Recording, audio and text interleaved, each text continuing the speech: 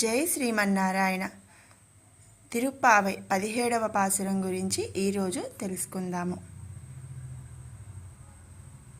ఈరోజు ఆచార్యుడి ద్వారా అందే మంత్రం, ఆ మంత్రార్థమైన పరమాత్మ, ఆ పరమాత్మను అందించే భాగవతోత్తముల సేవ, ఇవన్నీ కూడా ఈ పాసురంలో వివరించింది.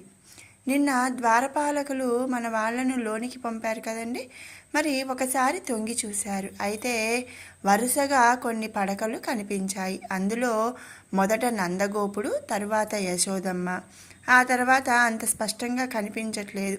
కానీ ఒక కాలికి కడియం వేసి ఉంది, మరొక పాదంలో గుర్తులు కనిపిస్తున్నాయి. బహుశా వారు కృష్ణ బలరాములై ఉండొచ్చు అని అనుకున్నారు.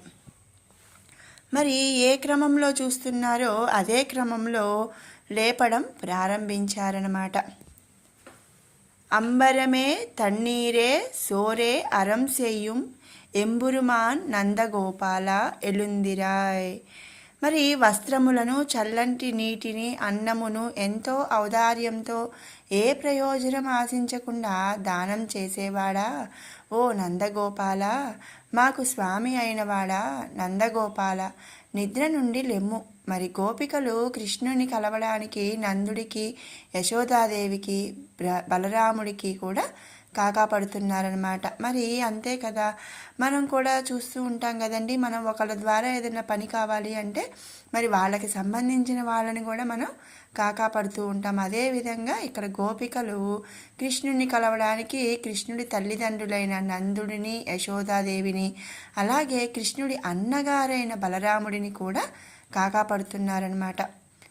கொம்பனார்க்கு எல்லாம் கொழுந்தே కులవిలక్కే ఎంబురుమాటి యశోదాయ్ అరివురాయ్.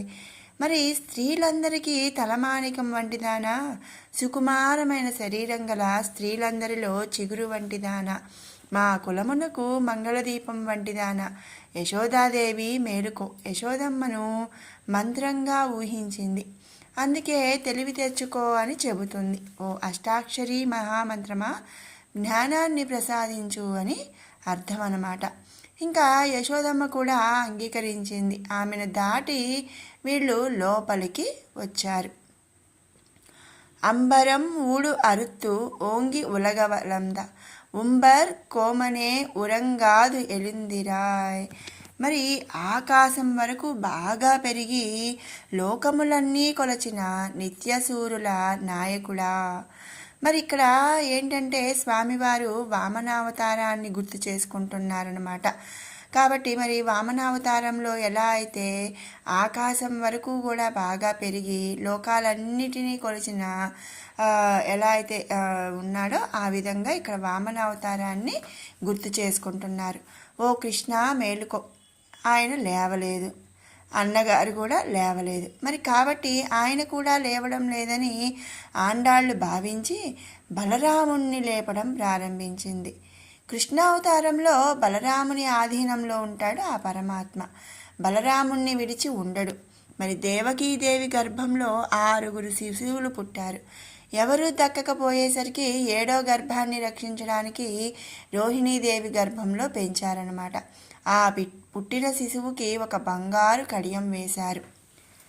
సెంబోర్ కళలడి చెల్వ పలదేవా ఉంబియుం నీయుం ఉరంగేలో రెంబావాయ్.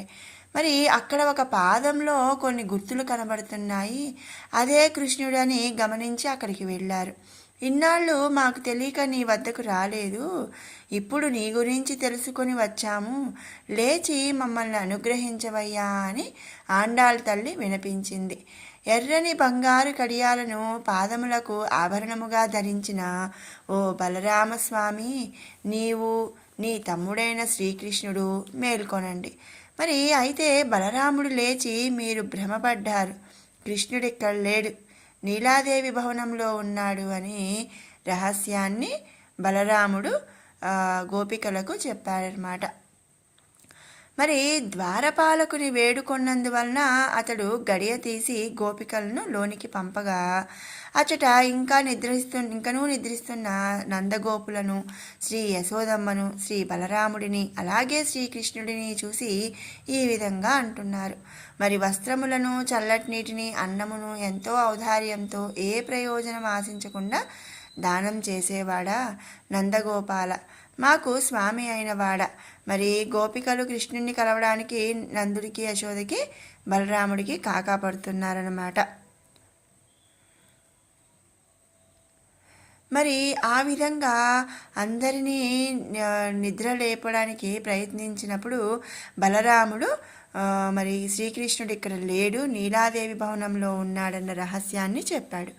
మరి అప్పుడు గోపికలు ఏం చేశారు అనే విషయాన్ని రేపటి పాసురంలో మనం తెలుసుకుందాము.